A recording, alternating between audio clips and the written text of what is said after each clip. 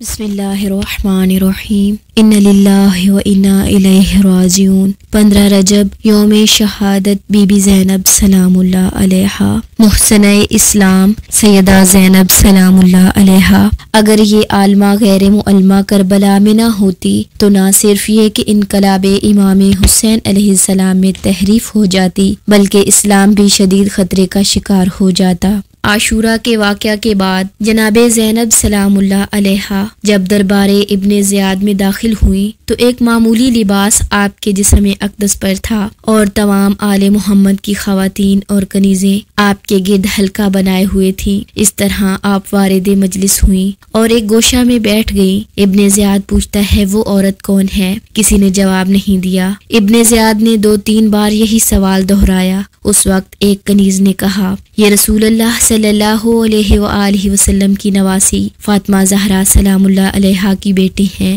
ابن زیاد نے بے شرمی سے کہا خدا کا شکر ہے جس نے تمہیں رسوا کیا اور تمہارے جھوٹ کو سب پر آشکار کیا۔ تو جناب زینب سلام اللہ علیہا نے فرمایا حمد ہے اس پروردگار کی جس نے ہمیں پیغمبر صلی اللہ علیہ وآلہ وسلم کے ذریعے سے کرامت اور بزرگی مرحمت فرمائی اور ہمیں ہر طرح کے رجس سے پاک و پاکیزہ قرار دیا۔ اے زیاد کے بیٹے سن، فاسق کے علاوہ کوئی ذلیل و رسوا نہیں ہوتا اور بدکار اور فاجر کے علاوہ کوئی جھوٹ نہیں بولتا۔ فاجر ہم نہیں ہیں، خدا اور رسول کے دشمن فاسق اور فاجر ہیں اور حمد اللہ ہی سے مخصوص ہے۔ ابن زیاد نے کبھی سوچا بھی نہیں تھا کہ ایسی عالمہ سے سامنا ہوگا اور پھر بے حیائی سے کہنے لگا دیکھا اللہ نے تمہارے بھائی اور خاندان کے ساتھ کیا سلوک کیا۔ یہ سن کر جناب زینب سلام اللہ علیہا نے فرمایا ما رأیت الا جمیلا کہ میں نے اچھائی کے علاوہ کچھ نہیں دیکھا، اور وہ لوگ جن کا تم نے ذکر کیا ہے ان کو پروردگار نے لباس شہادت پہنا کر